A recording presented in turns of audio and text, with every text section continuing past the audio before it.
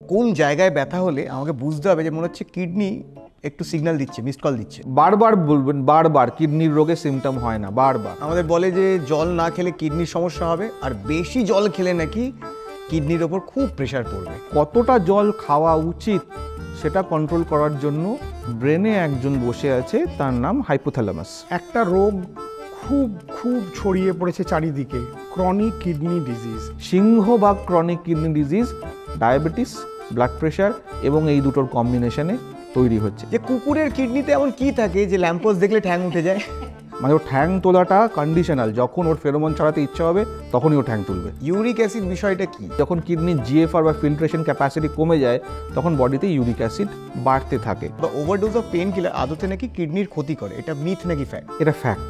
সহজে বলুন, ডায়ালিসিসে কি করেন ডাক্তারবাবুরা? তো রক্তটাকে বাইরে বার করে এনে, শরীরের মধ্যে থেকে বাইরে বার করে এনে একটা আর্টিফিশিয়াল কিডনির মধ্যে দিয়ে পাস করানো হয়। ডায়ালিসিস শুরু করে দিয়েছেন ডাক্তারবাবু, এবার তো আর আমি কোথাও বেড়াতে যেতে পারবো না। এটা খুব একটা ডিফিকাল্ট নয় যে তাকে ফোন করে ওই পেশেন্টের দুটো ডায়ালিসিস দার্জিলিং বা শিলিগুড়িতে অ্যারেঞ্জ করে দেওয়া। এনার্জি ড্রিঙ্ক, কোল্ড ড্রিঙ্ক, এইগুলো কিডনির ক্ষতি করে। শুধু শুধু ঘুম কাটানোর সঙ্গে সঙ্গে অনেকটা এমটি ক্যালোরিও ঢুকছে।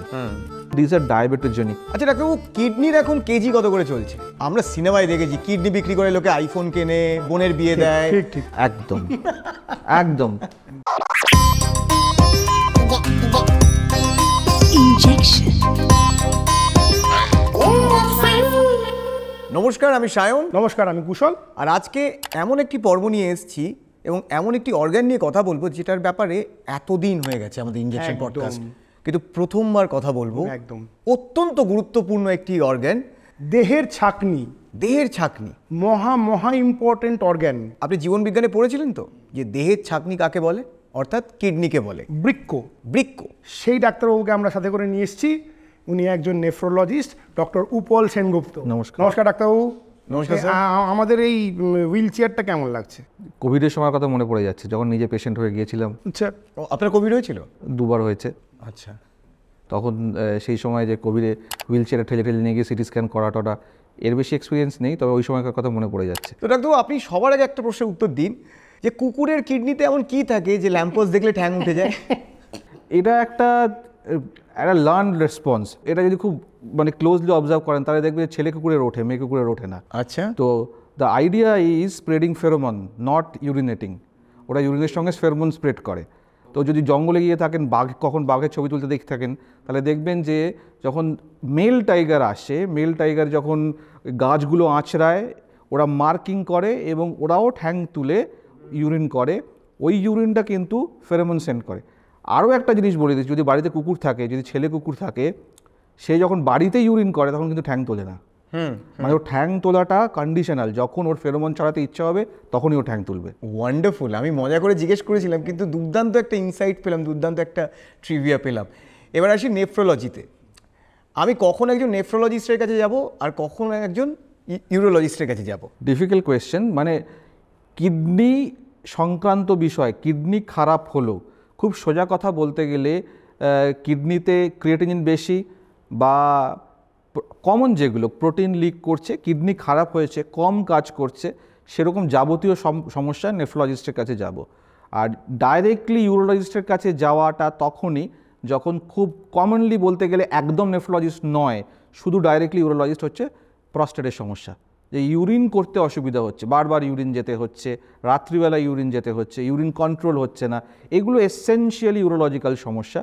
কিছু ওভারল্যাপ আছে। ওভারল্যাপ মানে নেফ্রোলজিস্টও দেখেন, ইউরোলজিস্টও দেখেন, দুজনে মিলে চিকিৎসা করেন।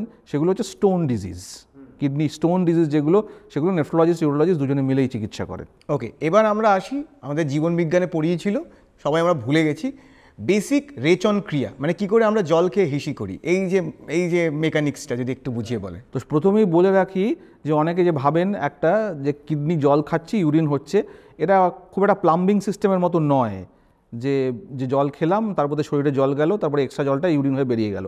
ইটস এ ভেরি কমপ্লেক্স, খুব জটিল একটা প্রক্রিয়া। তো ইউরিন যেটা তৈরি করে, কিডনি যেটা রেচন প্রক্রিয়া তৈরি করে, কিডনি ততটাই জল বার করছে যতটা বডির এক্সেস, এবং সেটা কিডনি একটা ফিল্ট্রেশন পার্ট আছে, যেটা কিডনি প্রচুর পরিমাণে জল ফিল্টার করে, ছাঁকনির মতো, এবং তার মধ্যে যতটুকু জল দরকার সেটা আবার টেনে নেয় ভেতরে, বাকিটুকু জল ভেতরে ঢুকিয়ে নেয়। ওর নিয়ন্ত্রণের নেই যে কতটা জল বার করবে। ধরুন 20 লিটার জলও বার করলো, আর ইউরিন করাতে হবে 2 লিটার, ও কিন্তু 18 লিটার জল আবার নিজে ওর ভেতরের যে মেকানিজম আছে, কমপ্লেক্স মেকানিজম আছে, সেদিকে যাচ্ছি না, রিসেপ্টার্স অ্যান্ড অল, সেগুলো দিয়ে বাকি জলটা, জলের মধ্যে যা যা আছে, ইলেকট্রোলাইটস, সোডিয়াম, পটাশিয়াম, যা যা আছে সব ও ভেতরে নিয়ে নেবে, শরীরের ভেতরে আবার নিয়ে নেবে। যেটুকু দরকার নেই সেটা বার করে দেবে।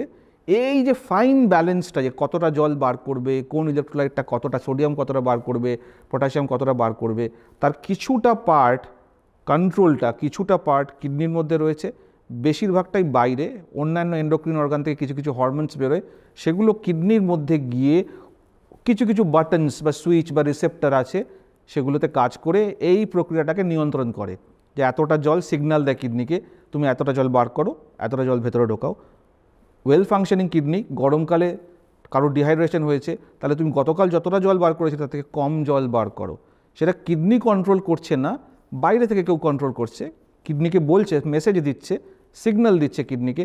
সেই সিগন্যালের কিছুটা ব্রেন থেকে আসছে, কিছুটা অন্যান্য এন্ডোক্রিন অর্গান থেকে আসছে, কিডনিকে সিগন্যাল দিচ্ছে যে এতটা জল তুমি রাখো, এতটা জল বার করে দাও, এতটা পটাশিয়াম তুমি রাখো, এতটা পটাশিয়াম বার করে দাও। এই কাজটার গণ্ডগোলটা হরমোনের গণ্ডগোলের সঙ্গে সঙ্গেও এই ইউরিন বেশি হচ্ছে বা কম হচ্ছে হয়, রাদার বেশি হচ্ছে পলিইউরিয়া বলি, সেগুলো হরমোনাল গণ্ডগোলের সঙ্গে হয়। ডায়াবেটিস ইনসিপিটাস বলে একটা রোগ আছে, বহুমূত্র যেগুলোকে বলি আমরা, সেরকম, সেগুলো হরমোনাল গণ্ডগোলে হয়।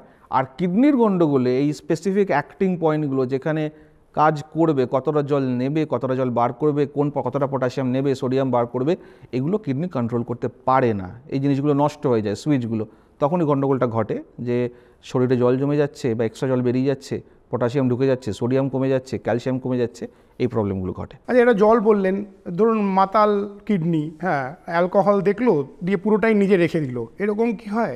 এই সম্বন্ধে একটা ভুল ধারণা আছে। অ্যালকোহলের মেজরিটিটা মেটাবলাইজ করে লিভার। লিভার ভালো থাকলে অ্যালকোহল যা একজন মানে খুব এক্সেস না খেলে যে ঢোকে অ্যালকোহল শরীরে, মেজরিটি অ্যালকোহলটাকে মেটাবলাইজ করে দেয় লিভার। তারপরে যে বাই প্রোডাক্টগুলো হয় সেগুলো মোস্টলি কিডনি দিয়ে বেরিয়ে যায়। অ্যালকোহল, এক্সেস অ্যালকোহলের সঙ্গে কিডনির ডাইরেক্ট কোনো রিলেশন নেই, বাট মনে রাখতে হবে আমরা যখন এক্সেস অ্যালকোহল খাই তখন কিন্তু আমরা জল খাই না।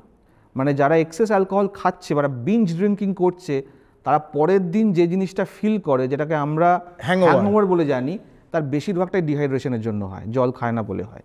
এখানে কিডনির সঙ্গে সম্পর্ক আছে, যে সারা রাত আমি এতটাই অ্যালকোহল খেয়েছি যে আমি অন্য কোনো লিকুইড খাইনি। এবার আসি জলের প্রসঙ্গে।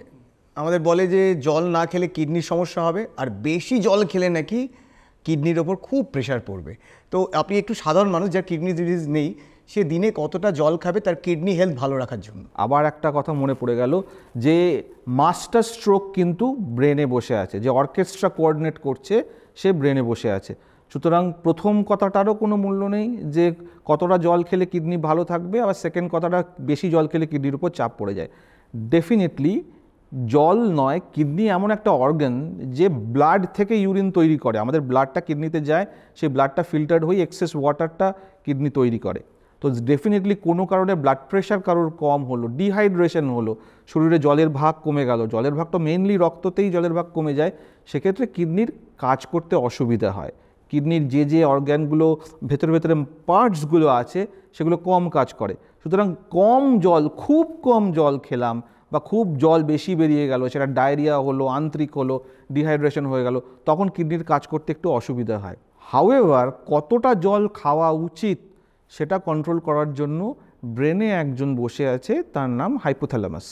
হাইপোথ্যালামাস আমাদের একটা জিনিস তৈরি করেছে নর্মাল মানুষের মধ্যে, সেটা হচ্ছে থার্স্ট। এই থার্স্ট সিস্টেমটা পুরো জিনিসটাকে নিয়ন্ত্রণ করছে।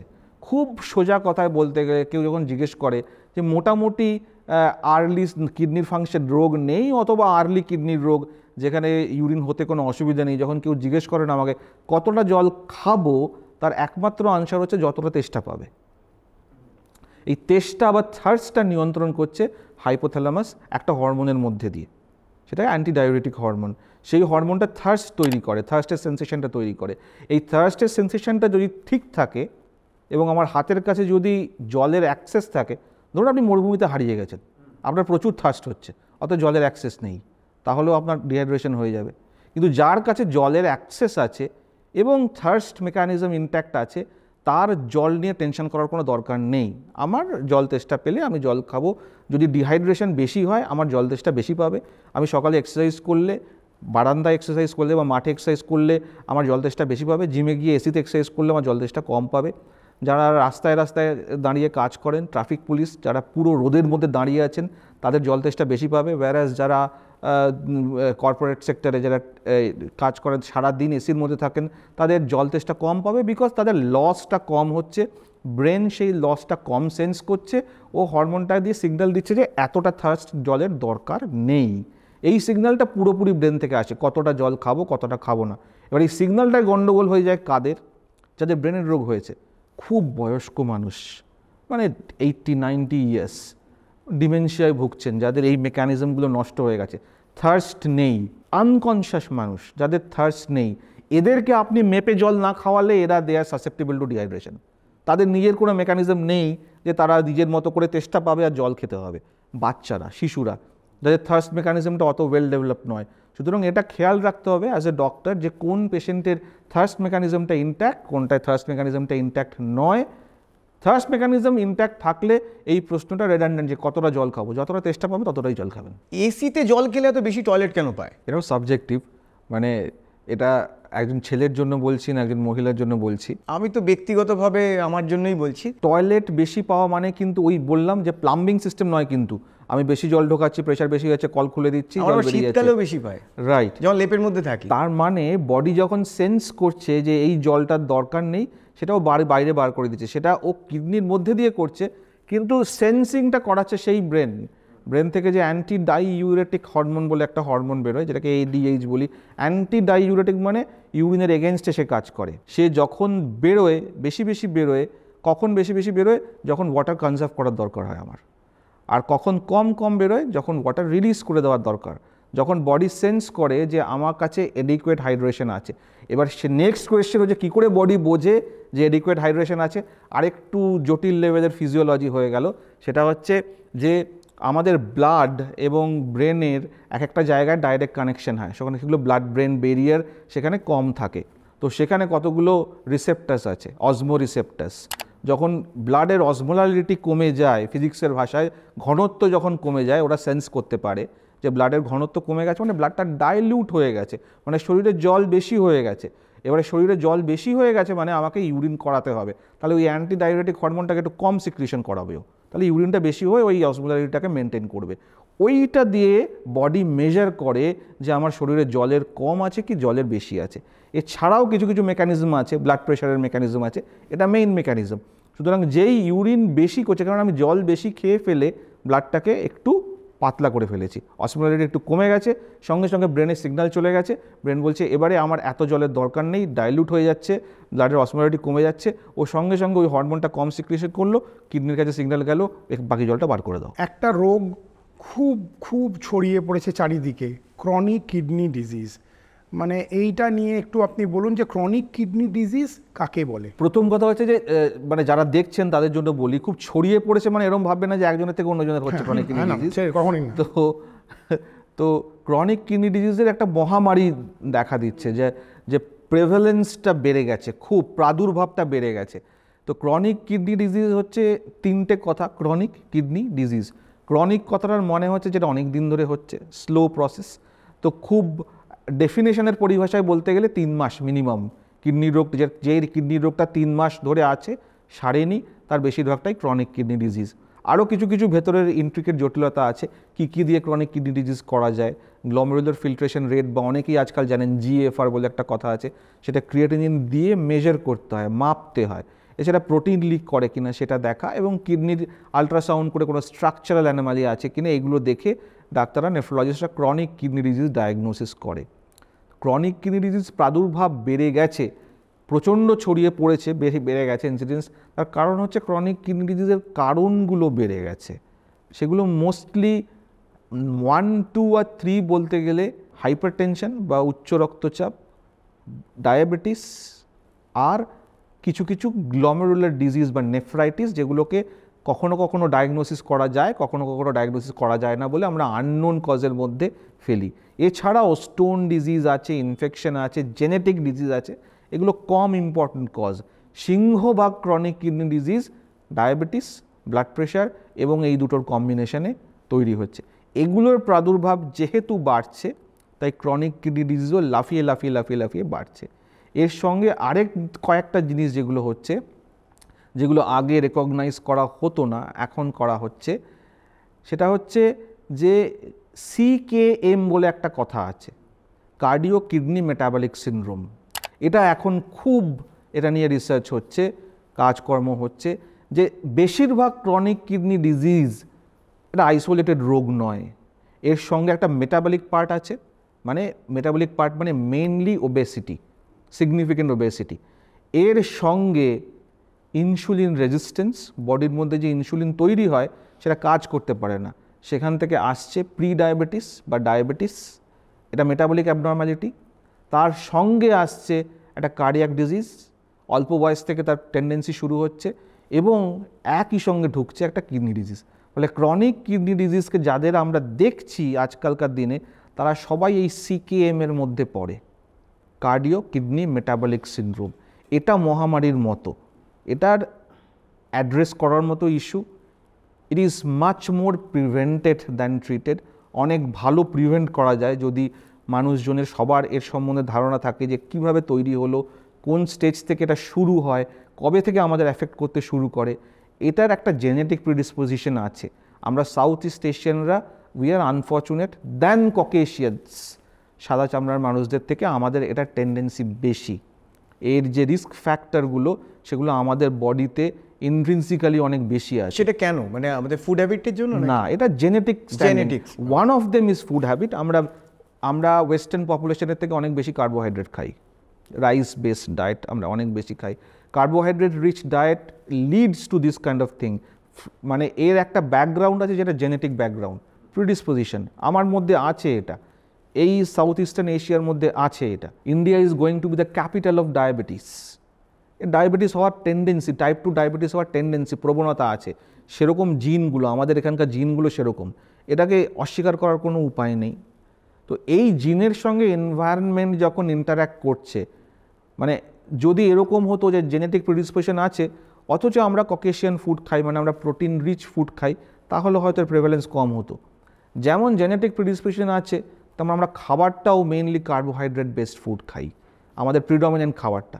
সে এনি পার্ট অফ ইন্ডিয়া আমরা ভাত রুটি অনেক বেশি খাই, মাছ মাংসর পরিমাণ অপেক্ষাকৃত কম। এই দুটো মিলে জেনেটিক এনভায়রনমেন্টাল মিলে এই CKMটা তৈরি করছে। আচ্ছা, আমরা অনেক সময় দেখি যে ক্রিয়েটিনিন একটু বেশি হয়ে গেলেই লোকে প্রোটিন ইনটেক একদম কম করে দেয়, জলটাকে একদম রেস্ট্রিক্ট করে দেয়, এইটা কি ঠিক? এটার এই ব্ল্যাঙ্কেট ধারণাটা একদম ভুল। মানে ক্রিয়েটিনিন আমার বেড়েছে মানেই আমার একদম সব শেষ হয়ে গেছে, এরকম কি ব্যাপারটা? একদমই না। ক্রনিক কিডনি ডিজিজ নিয়ে যখন আমরা কথা বলছি, ক্রনিক কিডনি ডিজিজের 5টা স্টেজ আছে। তো শুরুর থেকে বলতে গেলে যখন স্টেজ 1 তখন সবে ধরা পড়লো। এত তাড়াতাড়ি বেশিরভাগ লোকের ধরা পড়ে না, কারণ আমাদের কোনো পপুলেশন বেসড স্ক্রিনিং টেস্ট, যেটা আমরা অ্যানুয়াল হেলথ স্ক্রিনিং, সেটা যারা চাকরি টাকরি করেন তাদের হয়, সেটা সরকারি বেসরকারি দুটো ক্ষেত্রেই হয়, বছরে বছরে একবার করে টেস্ট করতে হয়। বাট বেশিরভাগ মানুষ দেশের তার আওতায় পড়েন না এবং তারা রেগুলার টেস্ট করেন না। তার মধ্যে ডাক্তাররাও আছেন যারা রেগুলার টেস্ট করেন না, ফলে এটা ধরা পড়ে না আর্লি স্টেজে, লেট স্টেজে এটা ধরা পড়ে। এবারে আমরা তাই স্টেজ 1 ক্রনিক কিডনি ডিজিজ খুব একটা দেখি না। স্টেজ 2, স্টেজ 3 ধরা পড়লো, আরও বাড়তে গেলে স্টেজ 4, একদম স্টেজ 5-এ গিয়ে প্রায় ডায়ালাইসিসের কাছাকাছি চলে এলো। তো এই ফুড রেস্ট্রিকশন মানে প্রোটিন রেস্ট্রিকশন এবং ফ্লুইডের রেস্ট্রিকশন, এগুলো স্টেজ অনুযায়ী হয়।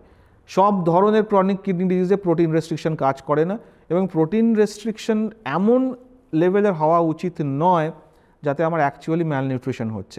খুব সত্যি কথা বলতে গেলে এই প্রোটিন রেস্ট্রিকশনের যাবতীয় যে নথিপত্রগুলো, এগুলো সব কিন্তু ওয়েস্টার্ন পপুলেশনের উপরে, যারা দিনে প্রায় 150 গ্রাম প্রোটিন খায়। ইন্ডিয়ান পপুলেশন যারা নর্মাল, আপনি দিনে কত গ্রাম প্রোটিন খান? খুব বেশি হলে 80 গ্রাম 100 গ্রাম প্রোটিন খায় ম্যাক্সিমাম। একজন গ্রামের মানুষ কত গ্রাম প্রোটিন খায়? খুব বেশি হলে 50 গ্রাম প্রোটিন খায়। তো এই পপুলেশন যারা অলরেডি 50 গ্রাম প্রোটিন খাচ্ছে, তাদের আমি কি করে প্রোটিন রেস্ট্রিকশন করব? তাদের ক্ষেত্রে ওটা অ্যাপ্লাই করে না। ইন্ডিয়ান পপুলেশন যারা বেসিক্যালি কম প্রোটিন খাচ্ছেন তাদের আরও কম করে দিলে উল্টে মাসেল ব্রেকডাউন হবে, তাতে রোগ আরও খারাপ হবে, ভালো কিছু হবে না। আর ফ্লুইড রেস্ট্রিকশন তখনই করা হয় যখন দেখা যায় যে না জল খেয়ে মানুষটার হাত পা ফুলছে, সেটা ক্রনিক কিডনি ডিজিজের অনেক অ্যাডভান্স স্টেজে, স্টেজ 4, স্টেজ 5 এইসব জায়গাতে এসে যখন আমরা দেখি যে নর্মাল জল খেলে হাত পা ফুলছে, তখন জল রেস্ট্রিকশন। যে কোনো রাইজ ক্রিয়েটিনিন বা যে কোনো কিডনির রোগে একেবারেই প্রোটিন রেস্ট্রিকশন, ক্যালোরি রেস্ট্রিকশন পরামর্শ না নিয়ে জলের রেস্ট্রিকশন করলে ফলটা উল্টো একদম। কোন কোন রোগে এই ক্রিয়েটিনিনটা বাড়তে পারে? কিডনির রোগে কিডনির রোগে। ক্রিয়েটিনিনটা একটা থার্মোমিটার, জাস্ট একটা থার্মোমিটার। ক্রিয়েটিনিন মানে কিডনির রোগ নয়। ফর এক্সাম্পল আমি বলছি যে একজন 6 ফুট 6 ইঞ্চির মানুষ যার ওজন 120 কিলো, আর একজন 5 ফুট 4 ইঞ্চির মানুষ যার ওজন 65 কিলো। প্রথম মানুষটার ক্রিয়েটিনিন দেখা গেল 1.6, দ্বিতীয় মানুষটার ক্রিয়েটিনিনও 1.6। প্রথম মানুষটার ক্ষেত্রে যিনি 6 ফুট 6 ইঞ্চি লম্বা এবং প্রায় 120 কিলো ওজন, তার ক্ষেত্রে 1.6 নিয়ারলি নর্মাল। whereas যার 5 ফুট 4 ইঞ্চি ওজন হাইট এবং যার ওজন 65 কিলো, তার 1.6 মানে অ্যাডভান্স কিডনি ডিজিজ। তার মানে ক্রিয়েটিনিনটা কিন্তু একটা রিলেটিভ ব্যাপার। Creatinine is just a thermometer, part of measurement. আমরা চাই কিডনিটা কতটা কাজ করছে সেটা দেখার জন্য। Creatinine is a part of that. এটা দিয়ে পেশেন্টের এজ, কখনো কখনো বডি ওয়েট, মেল না ফিমেল, কোনো ক্ষেত্রে ইন্ডিয়ান না ককেশিয়ান, এইগুলো দেখে আমরা একটা প্যারামিটার ক্যালকুলেট করি যেটাকে GFR বলে, গ্লোমেরুলার ফিল্ট্রেশন রেট বলে। সেইটা দেখে কিডনি রোগ ডিটারমিন করা যায়। এবারে কোন রোগে এই ক্রিয়েটিনিন বা এই GFR, ক্রিয়েটিনিন বাড়লেই GFR কমবে, যত কম GFR গ্লোমেরুলার ফিল্ট্রেশন রেট তত অ্যাডভান্স কিডনি ডিজিজ। ওই বললাম যে majority of chronic kidney disease is due to diabetes and hypertension. এছাড়াও স্টোন ডিজিজ, কিছু জেনেটিক ডিজিজ, সিস্টেড ডিজিজ এগুলো রয়েছে, নেফ্রাইটিস। এবারে এছাড়াও কিছু কিডনি ডিজিজ হয় যেগুলোকে অ্যাকিউট কিডনি ইনজুরি বলে। অ্যাকিউট কথাটা শুনেই বুঝতে পারছেন যে হঠাৎ করে হয়েছে, মানে ইন আওয়ার্স টু ডেজ হয়েছে। সেগুলো কীরকম, আমাদের এখানে কোনগুলো প্রেভেলেন্ট? 4টে পেন কিলার খেয়ে ফেলেছে, একটা পা মচকে গেছে, 4টে পেন কিলার খেয়ে ফেলেছে, হাত পা ফুলে গেল, পরের দিন ইউরিন বন্ধ হয়ে গেল, খুব কমন। গ্রাম দেশে বর্ষাকালে খেতে গেছে, সাপে কামড়েছে, ভাইপার বাইট। অবধারিতভাবে যদি আনট্রিটেড থাকে কিডনি খারাপ হবে, কিডনি ফেলিয়ার হবে। ডায়রিয়া হয়েছে গরমকালে, প্রায় 15-20 বার জলের মতো পাতলা পটি, তার সঙ্গে বমি। কলেরাও হচ্ছে আজকাল, কলেরা হলো, কিডনি কাজ করা বন্ধ করে দিল। এগুলো হঠাৎ করে খারাপ হয়েছে। আবার এই ইস্যুগুলো তাড়াতাড়ি ডাক্তারের কাছে গিয়ে অ্যাড্রেস করলে এগুলো ঠিকও হয়ে যায়। এগুলো অ্যাকিউট কিডনি ইনজুরি, এগুলো বেশিরভাগ ক্ষেত্রেই তাড়াতাড়ি হয়, তাড়াতাড়ি ঠিক হয়ে যায়, জানান দেয় শরীরকে যে আমার হয়ে গেছে। ঠিক উল্টো হচ্ছে ক্রনিক কিডনি ডিজিজ, বহু বছর ধরে স্লোলি হচ্ছে, বডিকে অ্যাডাপ্ট করিয়ে হচ্ছে। যেহেতু বডি অ্যাডাপ্ট করে যাচ্ছে এই চেঞ্জটার সঙ্গে, ও বুঝতেই দিচ্ছে না। এবং বেশিরভাগ ক্রনিক কিডনি ডিজিজ যেগুলো ডায়াবেটিস, ব্লাড প্রেশার, হাইপারটেনশনের জন্য হচ্ছে বা নেফ্রাইটিসের জন্য হচ্ছে, বেশিরভাগ ক্ষেত্রেই পেশেন্ট বুঝতে পারছে না। অ্যাডভান্স স্টেজে যখন আমাদের কাছে আসেন তখন বলেন যে ডাক্তারবাবু কিছুই তো বুঝতে পারলাম না। এইটাই রোগটার খারাপ দিক সব থেকে। মানে তাহলে কখন এই একটা সুস্থ লোক বছরে কতবার যাবে স্ক্রিনিং করতে, এরকম কোনো নিয়ম আছে? খুব ইম্পর্টেন্ট কোয়েশ্চেন, ভীষণই ইম্পর্টেন্ট কোয়েশ্চেন করলেন। এটার একটা খুব সহজ আনসার হচ্ছে যে কারা টেস্ট করবেন। তারা জানতে হবে যারা কারা ক্রনিক কিডনি ডিজিজের অ্যাট হাই রিস্ক, কাদের হতে পারে। ডেফিনেটলি নাম্বার 1 যাদের ব্লাড প্রেশার আছে, whatever age, early age থেকেও ব্লাড প্রেশার হতে পারে, যাদের ডায়াবেটিস আছে, যাদের family history of kidney disease হয়েছে, বাবা মা বা কাকা বা মাসি মেশো এদের মধ্যে ক্রনিক কিডনি ডিজিজের কখনো হিস্ট্রি আছে, তাদের মধ্যে যারা সেডেন্টারি, সারাদিন বসে থাকেন, ওবিজ, স্মোক করেন, they are at very high risk of chronic kidney disease. এরা নিজেদের test at least once a year করবেন। কিডনির টেস্ট, কী টেস্ট করবেন সেটা আমি পরে আসছি। টেস্ট করবেন কিডনিটা ভালো আছে কিনা দেখার জন্য, এবং তাতে অ্যাবনর্মালিটি ধরা পড়লে ইমিডিয়েটলি নেফ্রোলজিস্টের কাছে যাবেন এবং তার পরামর্শ অনুযায়ী পরের স্টেপগুলো করবেন। যত আর্লি ধরা পড়বে তত এগোনোটা, প্রোগ্রেশন, রোগটা বাড়াটাকে আটকে দেওয়া যাবে, স্লো করা যাবে। এবার আসি টেস্টটা কী করবে? কিডনির টেস্ট যদি আর্লি স্টেজে ধরা পড়তে হয়, একটা তো ক্রিয়েটিনিন টেস্ট। এটা ক্রিয়েটিনিন টেস্টটা ইন জেনারেল সবার ক্ষেত্রে অ্যাপ্লিকেবল। কিছু কিছু ক্ষেত্রে যাদের মাসল মাস ভীষণ কম, মানে ভীষণই রোগা, বা যারা ভীষণ বয়স্ক, বয়সের সঙ্গে সঙ্গে মাসল মাস কমে গেছে, তাদের ক্ষেত্রে ক্রিয়েটিনিনটা ফলসলি লো আসতে পারে, কারণ তাদের ক্রিয়েটিনিনটা মাসল থেকে তৈরি হয়। তাদের ক্ষেত্রে আরও একটা মার্কার আছে সিস্টাটিন সি, সেগুলো আমরা স্পেসিফিক ইনসিডেন্সে বলি। মোটামুটি ক্রিয়াটিনিন এছাড়া ইউরিনের একটা টেস্ট করতে হয়, সেটাকে আমরা বলি মাইক্রো অ্যালবুমিন। বেশিরভাগ ক্রনিক কিডনি ডিজিজে, যেগুলো ডায়াবেটিস থেকে হয় বা ব্লাড প্রেশার থেকে হয়, ক্রিয়েটিনিন বাড়ার অনেক আগে ইউরিনে মাইক্রো অ্যালবুমিন লিক করে। কেন মাইক্রো কথাটা আমি কেন ইউজ করছি, যে অ্যামাউন্ট অফ দ্য ইউরিন যে প্রোটিনটা লিক করছে, অ্যালবুমিন একটা প্রোটিন, কিডনির ফিল্টারগুলো বা ছাঁকনিগুলো যখন ফেটে যায়, চায়ের ছাঁকনি ফেটে গেলে যেমন চা পাতা চায়ের মধ্যে পড়ে যাবে, তেমন ওই কিডনির ফিল্টারগুলো যখন ফেটে যায়, গ্লোমেরুলাস, নেফ্রন, এই কথাগুলো আমরা পড়েছি, ফেটে গেলে ওই প্রোটিনগুলো ইউরিনের সঙ্গে বেরিয়ে আসে। তো অ্যালবুমিন একটা স্পেসিফিক প্রোটিন যেটা দিয়ে মার্ক করা যায় যে না কিডনির ড্যামেজ হয়েছে। তো নর্মাল ইউরিন টেস্টে যখন অ্যালবুমিন আসবে তখন অলরেডি দেরি হয়ে গেছে। তার অনেক আগে very small amount of albumin ইউরিনে আসছে কি না সেটা কিছু কিছু স্পেসিফিক টেস্টে ডিটেক্ট করা যায়, সেটাকে মাইক্রো অ্যালবুমিন টেস্ট করা বলে। সুতরাং মাইক্রো অ্যালবুমিন টেস্ট, যেটা খুবই ইজি, একটা ইউরিন স্যাম্পল দিতে হয়, যখনকার খুশি সকালের দিলে ভালো হয়, একটা মাইক্রো অ্যালবুমিন টেস্ট আর creatinine, this is enough for screening. বিশেষ দাম নয়। যারা যারা হাই রিস্কে আছে আপনাকে বললাম, তাদের অন্তত বছরে সবার একবার করে করা উচিত। টেস্ট বললেন আপনি, আমরা ততক্ষণ টেস্ট করাতে যাই না যতক্ষণ না কোথাও একটা ব্যথা ওঠে। তো কোথায় ব্যথা হলে বা কোন জায়গায় ব্যথা হলে আমাকে বুঝতে হবে যে মনে হচ্ছে কিডনি একটু সিগন্যাল দিচ্ছে, মিসড কল দিচ্ছে? না, এইটা এই এই আমি উল্টে বলবো যে এই মেসেজটা ছড়াতে বারবার বলবেন, বারবার কিডনির রোগে সিমটম হয় না, বারবার। আচ্ছা, কিডনির রোগে, ক্রনিক কিডনি ডিজিজে সিমটম হয় না। যেটা সিগন্যাল দেয়, যে রোগগুলো সিগন্যাল দেয়, সেগুলোকে আমরা খুব ভালোবাসি ডাক্তাররা, যে এরা কিন্তু বডিকে জানান দিচ্ছে, আর্লি স্টেজে জানান দিচ্ছে যখন কিছু করা যাবে। কোন কিডনির রোগগুলোতে সিমটম দেয়, জানান দেয়, প্রথমেই বলতে হবে যে স্টোন ডিজিজ। এবং স্টোনের মধ্যেও যখন স্টোন কিডনির মধ্যে আছে তখন কিন্তু জানান দেয় না, বেরোতে চায়। যখন কিডনির থেকে নিচে ও মূত্রনালী বা ইউরেটার দিয়ে নিচে আসতে থাকে, সরু নলের মধ্যে আটকে গিয়ে ও নিচে নামতে থাকছে, তখন আটকে গেছে, তখন প্রচণ্ড একটা ব্যথা, যেটাকে রিনাল কলিক বলে। এটা কোন জায়গাটায় হয় যদি একটু দেখি? রিনাল কলিক ইউজুয়ালি শুরু হয়, এবারে যখন পেনটা বেশি হয় তখন মানুষ ডিটারমিন করতে পারে না যে কোথায় শুরু হলো। ইউজুয়ালি আমরা বলি যে লয়েন টু গ্রয়েন, মানে পিছন থেকে শুরু হয়ে সামনের দিকে গ্রয়েনের দিকে আসে। যেরকমভাবে ইউরেটারটা নামছে, স্টোনটা নামছে, ব্যথাটা ওইরকমভাবে মুভ করে। আলটিমেটলি ব্যথাটা এতটাই বেশি হয় যে পেশেন্ট ডিটারমিন করতে পারে না এক্স্যাক্টলি কোথায় ব্যথাটা হচ্ছে। হ্যাঁ, তখন ব্যথাটা এখানে শুরু হয়েছিল বটে, আলটিমেটলি পুরো পেটেই ব্যথাটা হচ্ছে, কিন্তু শুরু হয়েছিল কোথায় এবং নেচার অফ ব্যথাটা কি ভীষণ ছটফট করছে ডাক্তারবাবু, এবং ব্যথাটা একদম মনে হচ্ছে যে কেটে ফেলছে আমাকে। তো this can be a renal colic. এবং স্পেসিফিক্যালি বলছি একদিকে ব্যথা, পেটের মাঝখানে ব্যথা নয়। This can be a renal colic আর স্টোন কলিক, এই ধরনের ব্যথাতে হয়। কিডনিতে যখন ইনফেকশন হয়, ডাইরেক্টলি কিডনিতে ইনফেকশন, আমরা ব্লাডারে ইনফেকশন কমনলি দেখি, সিস্টাইটিস, বারবার ইউরিন করছে।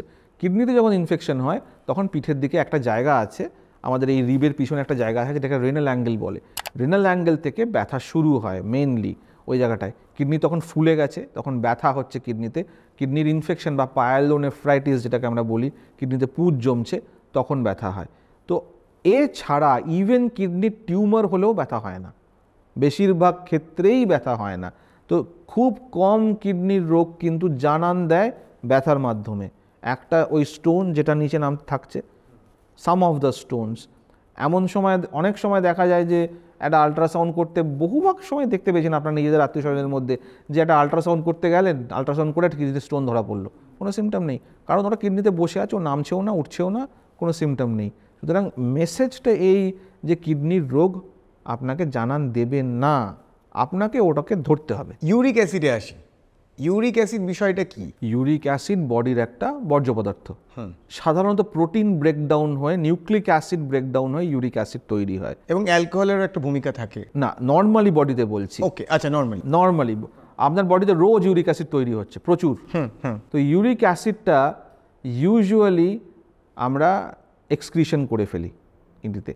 এবারে কিডনির রোগ হলে, যখন কিডনির জিএফআর বা ফিল্ট্রেশন ক্যাপাসিটি কমে যায়, তখন বডিতে ইউরিক অ্যাসিড বাড়তে থাকে।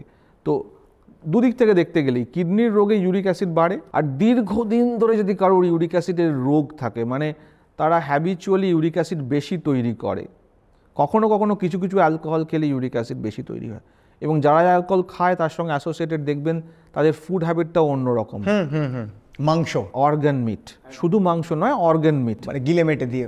একদম একদম, মানে মেটে গিলে কিডনি, হার্ট, এই সমস্ত অর্গান মিট, লিভার ফ্রাই, একদম, সে তারা they are very high incidence of, ওগুলো ব্রেকডাউন হবে, ইউরিক অ্যাসিড তৈরি হবে, সেই ইউরিক অ্যাসিডটা বার করতে কিডনিকে যথেষ্ট কষ্ট করতে হবে, এবং সেই ইউরিক অ্যাসিড বেশি হয়ে জায়গায় জায়গায় বিভিন্ন জয়েন্টে ডিপোজিশন হবে, ব্যথা হবে, গাঁটে চলতে পারবে না, বুড়ো আঙ্গুলটা, পায়ের বুড়ো আঙ্গুলের গোড়াটা খুব কমন জায়গা যে হাঁটতে পারছি না।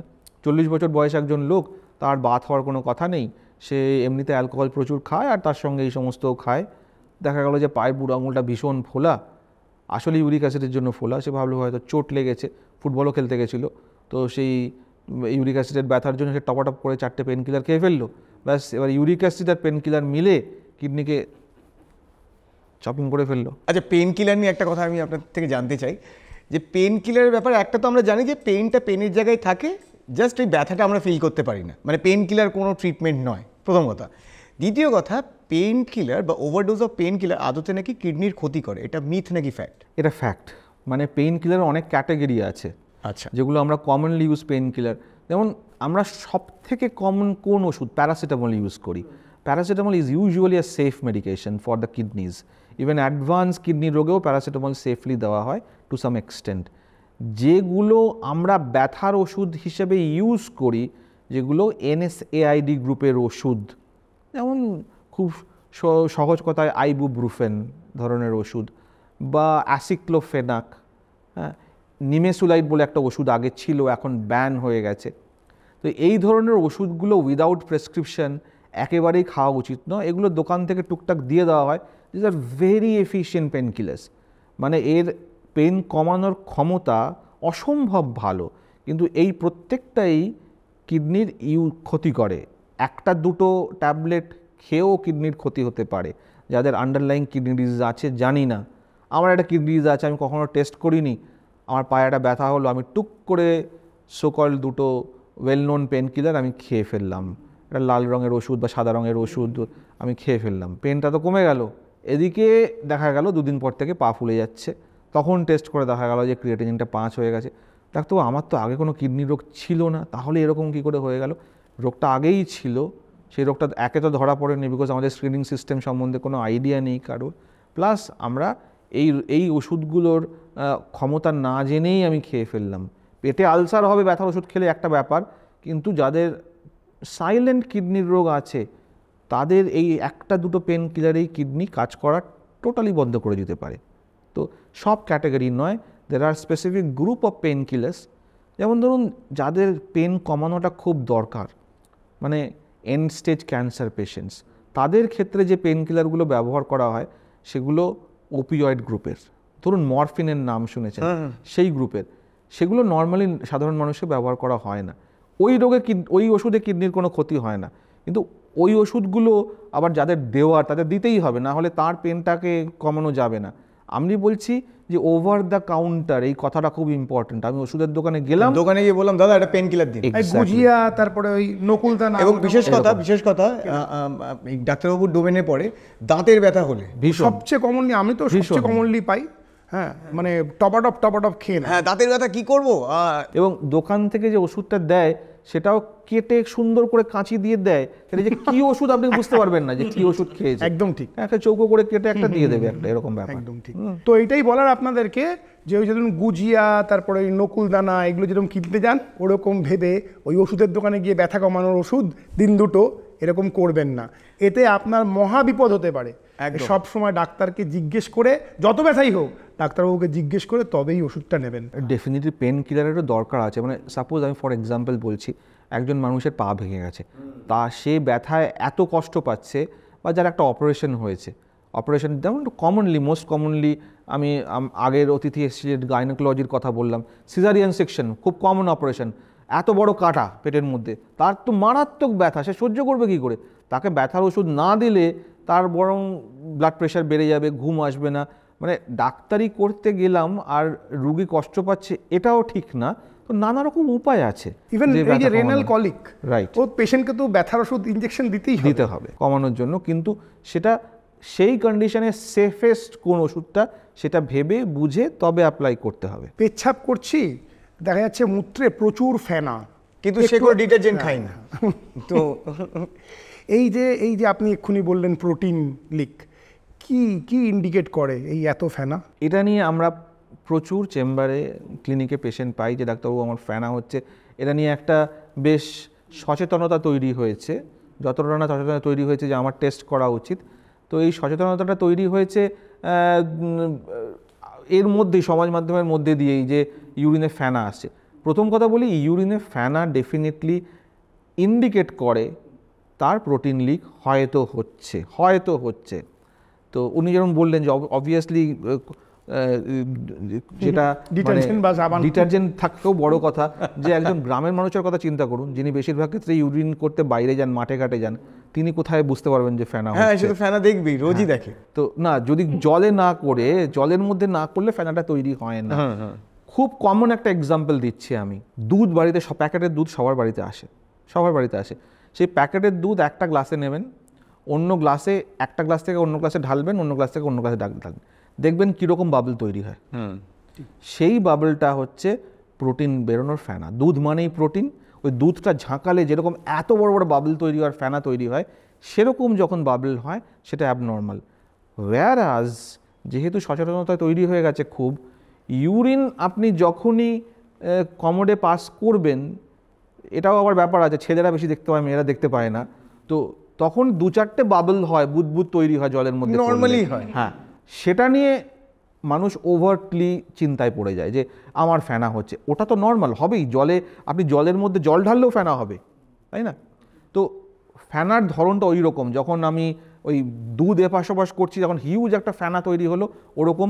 বা একটা সহজ কথায়, যারা শ্যাম্পু বাবল বাথ দেখেছেন, একটু শ্যাম্পু দিলে এতটা হয়ে যায়, যাদের ফেনা হচ্ছে তাদের যখন ফ্লাশ করা হবে, ফেনাটা ইউজুয়ালি এতই বেশি হয় যে অনেক সময় কোমর থেকে বাইরে বেরিয়ে পড়ে, সেটা প্রোটিন লিকের ফেনা। না, চিন্তা করবেন না, এরকম নয় যে একটা বুদবুদ তুলে নিয়ে ডাক্তারবাবুর কাছে গেলাম, ডাক্তারবাবু এটা একটু দেখুন এর ভিতরে প্রোটিন আছে কিনা।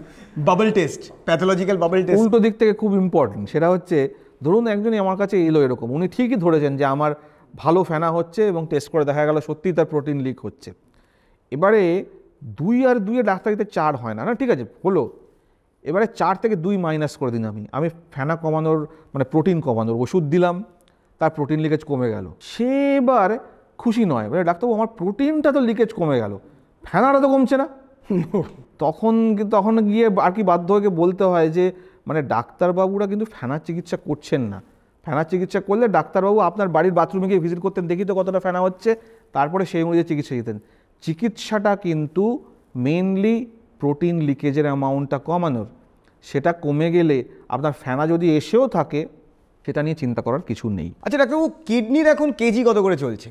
মানে বা কিডনি কিভাবে বিক্রি করা যায়? কার কিডনি? না, আমি বলেছি মানুষের কিডনি। আমরা সিনেমায় দেখেছি কিডনি বিক্রি করে লোকে আইফোন কেনে, বোনের বিয়ে দেয়। ঠিক। গুরুত্বপূর্ণ কোয়েশ্চেন খুব, মানে এটা একটা অর্গান, শুধু কিডনি কেন, লিভার, লাং, কোভিডের পরে লাংয়ের ভীষণ বাকি কিছু ইম্পর্টেন্ট। বলে না, সবাই বলে কিডনি বেচি, এটা কিনেছি। পুরনো সিনেমা ওগুলো হবে হয়তো পরে, লিভার ট্রান্সপ্লান্ট, লাংও বেচবে, বেচবে। তো অর্গানের ক্রাইসিস, এটা এই মানে হাসি মশকরার মাঝখানে যে বিষয়টা উঠে এলো, সেটা হচ্ছে যে সারা পৃথিবীতে এবং আমাদের দেশে বিশেষ করে অর্গানের ক্রাইসিস, মানে যে রোগে মানুষ ভুগছে, ক্রনিক কিডনি ডিজিজ বা ক্রনিক লিভার ডিজিজ, বা কোভিডের পরে একটা huge amount of chronic lung disease, fibrotic, যাদের অর্গান ট্রান্সপ্লান্ট দরকার। সেখানে আমরা যেরম অর্গান দরকার, যত প্রয়োজন, তার 10%ও সাপ্লাই করতে পারছি না অর্গান দিয়ে। তো বিদেশে কি হয়, বিদেশে মোস্টলি ক্যাডাভারিক অর্গান ডোনেশন হয়। মানে ইউরোপিয়ান কান্ট্রিজে দেখতে গেলে যে ডেড বডির পরে, ব্রেন ডেডের পরে বাড়ির লোকের সম্মতি নিয়ে অর্গানগুলো হারভেস্ট করা হয়। মানে লিভার নেওয়া হয়, কিডনি নেওয়া হয়, কর্নিয়া নেওয়া হয় চোখের জন্য, কখনো কখনো ইন্টেস্টিন, লাং, প্যাঙ্ক্রিয়াস, সমস্ত কিছু ইউটিলাইজ করা হয়। এই নিয়ে সচেতনতা ওরা অনেক দিন ধরে চেষ্টা করছেন এবং অনেক ক্ষেত্রে সক্ষম হয়েছেন। এবং অনেকটা ট্রান্সপ্লান্ট ওখানে ক্যাডাভারিক ট্রান্সপ্লান্ট থেকে হচ্ছে, যেখানে আমরা খুব পিছিয়ে আছি। যে আমাদের এখানে ব্রেন ডেডের সংখ্যা কম নয়।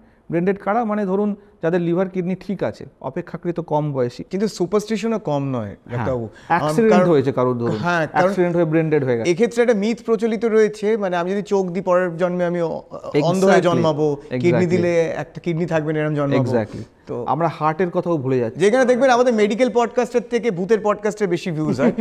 তো বুঝতেই পারছেন কুসংস্কার বেশি জনপ্রিয় অ্যাওয়ারনেসের থেকে।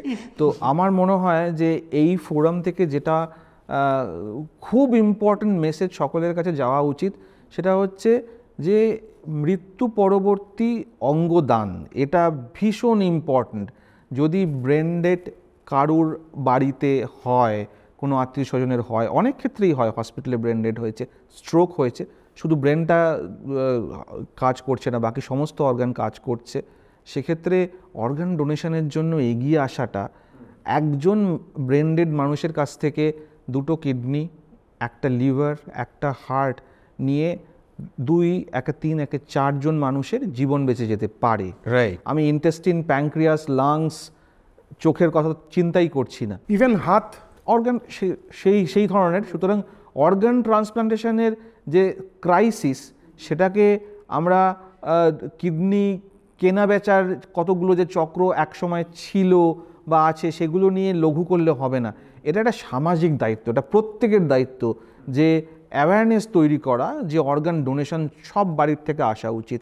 আমাদের প্রত্যেকের চক্ষুদানটা অনেকটা এগিয়েছে, কিন্তু অঙ্গদান এখনো অতটা পপুলার কেউ নয়। জানেই আপনি না। যেরকম বলছেন, হ্যাঁ। অনেক রকম মিথ আছে যে আমার পরিবারের কারোর দেহটাকে মিউটিলেট করে দেবো, একেবারেই না। ওরা সার্জিক্যাল প্রিসিশনে অর্গানগুলোকে সার্জনরা নিয়ে নেয়, যত্ন করে নেন, তাতে একজনের প্রাণ বাঁচে। এর থেকে যে কথাটা উঠে এলো যে অর্গান ডোনেশন, এটার ব্যাপারে অনেকেই জানেন না। তো আপনারা সবাই অর্গান ডোনেশন করুন, ওই কুসংস্কারের মধ্যে পড়বেন না। এবং আমি যদি আধ্যাত্মিকভাবেও আপনাকে বোঝাই, তাহলে ভাবুন আপনার দেহ থেকে আত্মাটা বেরিয়ে যাবে, গিয়ে পরের জন্মে একটা নতুন দেহ পাবে। এই দেহে তো আর ফিরবে না। তো এই দেহের কি নিয়ে নিল, আপনার আত্মার কি যায় আসে? আপনার আত্মা বেরিয়ে যাচ্ছে এবং পরের জন্মে যদি সেইভাবে এক্সপ্লেন করি, সে একটা নতুন দেহে জন্মাবে। সেই দেহে সে যা যা অর্গান তার প্রাপ্য, সেই জন্মে পাপ মিলিয়ে ব্যালেন্স শিট করে সেইগুলোই আপনার পাবে। তো অর্গান ডোনেশন নিয়ে কোনোভাবে ওই কুসংস্কার আচ্ছন্ন হয়ে ভয় পাবেন না, অর্গান ডোনেশন আপনারা প্র্যাকটিস করুন। তো এবার আসি যে ডায়ালিসিস বিষয়টা কি একটুখানি বলুন, কারণ আমরা জানি খুব পেইনফুল একটা প্রসিডিওর এবং কিডনি রোগের জন্য ডায়ালিসিস করা হয়। সহজে বলুন ডায়ালিসিসে কি করেন ডাক্তারবাবুরা? যখন কিডনি কাজ করছে না, ওই প্রথমে যখন শুরু করলাম, রেচন ক্রিয়াটা করছে না, তখন কে করবে? শরীরের মধ্যে জল জমে যাচ্ছে, এই অ্যাবনর্মাল ওয়েস্ট প্রোডাক্টগুলো, বর্জ্য পদার্থগুলো জমে যাচ্ছে, তা কাউকে দিয়ে কাজটা করাতে হবে। তো ডায়ালিসিস পদ্ধতিটা হচ্ছে শরীরের মধ্যে থেকে ব্লাড, রক্তের মধ্যে ওই বর্জ্য পদার্থগুলো, এক্সেস জল, যাবতীয় রক্তের মধ্যে আছে, তো রক্তটাকে বাইরে বার করে এনে, শরীরের মধ্যে থেকে বাইরে বার করে এনে একটা আর্টিফিশিয়াল কিডনির মধ্যে দিয়ে পাস করানো হয়, সেটাকে ডায়ালাইজার বলে। সে ডায়ালাইজারের মধ্যে একটা কিডনির যে নর্মাল কিডনির সঙ্গে আদান প্রদান হয়, যে ফিল্ট্রেশন হয়, সেরকম একটা ফিল্ট্রেশন হয়, একটা ভালো ফ্লুইড যেটাকে ডায়ালাইসেট বলে, আর একটা রক্ত, খারাপ রক্ত, যেখানে অশুদ্ধ রক্ত, যার মধ্যে অনেক বর্জ্য পদার্থ আছে, এদের মধ্যে আদান প্রদান হয়। ওই ডায়ালাইসিসের মধ্যে অশুদ্ধ পদার্থগুলো চলে যায়, ভালো জিনিসগুলো রক্তের মধ্যে চলে যায়, ওই পরিশুদ্ধ রক্তটা আবার মেশিন দিয়ে ব্লাড বডিতে ফিরিয়ে দেওয়া হয়। এই পদ্ধতিটা ডায়ালিসিস। এখন অবভিয়াসলি শরীর থেকে রক্তটা টানতে এবং শরীরে ফেরত দিতে এটা তো অটোমেটিক্যালি হবে না, মানে রক্তকে ডাকলে তো রক্ত চলে আসবে না, মানে একটা পাম্প লাগে তার জন্য, সেই জন্য ডায়ালিসিস মেশিনটা লাগে। তাদের ডায়ালাইজার যেটা আছে সেটা হচ্ছে একটা আর্টিফিশিয়াল কিডনির এক ধরনের সিম্পল কনস্ট্রাকশন, এবং পাম্পগুলো হচ্ছে আমাদের হার্টের মতো, যে জলটাকে বাইরে, রক্তটাকে বাইরে টানছে, ডায়ালাইজারের মধ্যে দিয়ে পাস করাচ্ছে, পরিশুদ্ধ রক্তটা আবার বডিতে ফেরত দিয়ে দিচ্ছে, যে বর্জ্য পদার্থটা পড়ে রইল সেটা ডিসকার্ড করে দিচ্ছে, সেটাকে আমরা ড্রেনে ফেলে দিচ্ছি বর্জ্য পদার্থটা। এইভাবে একজন মানুষ যার কিডনি কাজ করছে না, তার ব্লাডটা ফিল্টার হয়ে তার ইউরিয়া, ক্রিয়েটিনিন, যেগুলো আমরা সাধারণভাবে জানি বর্জ্য পদার্থ, সেগুলো কমে যাচ্ছে। এটা একটা কিডনির পরিবর্তক ক্রিয়া। ডায়ালিসিস করলে কিডনি ঠিক হয়ে যায় না। ডায়ালিসিস মানে হচ্ছে আমার একজন প্লেয়ার, কি দুজন প্লেয়ার রাদার, রিটায়ার্ড হার্ট, তার বদলে আমি মাঠে একজন রিপ্লেসমেন্ট নামিয়েছি, সেটা ডায়ালিসিস। কত রকমের ডায়ালিসিস আছে? সেভাবে ভাগ করতে গেলে ডায়ালিসিস দু রকমের হয়, একটাকে হিমোডায়ালিসিস বলে আর একটাকে পেরিটোনিয়াল ডায়ালিসিস বলে। আমাদের দেশে বা সারা পৃথিবীতে হিমোডায়ালিসিসটা অনেক কমন। হিমোডায়ালিসিস অ্যাকিউট এবং ক্রনিক কিডনি ডিজিজ দুটো ক্ষেত্রেই ইউজ করা যায়। তার জন্য বললাম একটা ডায়ালিসিস মেশিন লাগে, ডায়ালাইজার লাগে এবং ফ্লুইড ডায়ালাইসেট লাগে। ওয়্যারাজ পেরিটোনিয়াল ডায়ালিসিস একটা এমন জিনিস, আমাদের পেটের মধ্যে একটা পর্দা আছে, মেমব্রেন, যেটাকে পেরিটোনিয়াম বলে। সেই পেরিটোনিয়ামটা এমন স্ট্রাকচার, সেটা সায়েন্টিস্টরা ডিসকভার করেছেন যে এটা অনেকটা ডায়ালাইজারের মতো। মানে আমি যদি পেটের মধ্যে কোনোভাবে একটা জল ঢোকাই যার মধ্যে যে বর্জ্য পদার্থগুলো সেগুলোর মাত্রা কম, আর ভালো জিনিস যেগুলো কিডনির প্রয়োজন, যেমন বাইকার্বনেট, অ্যাসিড বেসের কিছু কিছু অন্যান্য কম্পোনেন্ট, গ্লুকোজ যেগুলো দরকার সেগুলোর মাত্রা বেশি, তাহলে ওই পর্দার এপাশ আর ওপাশের মধ্যে রক্ত আর ওই জলের মধ্যে আদান প্রদান হবে পেটে ওই জলটা থাকাকালীন। তো ওই পেটে ওই জলটা ঢুকিয়ে ঘন্টা চারেক ওয়েট করে আবার ওই জলটা যখন বার করে দেওয়া হয়, তাহলে ওই জলটা will be equivalent to urine. তাহলে ওকে পেরিটোনিয়াল ডায়ালিসিস বলে, যেটা আমাদের দেশে অপেক্ষাকৃত কম পপুলার। সে নানা রকম কারণ আছে।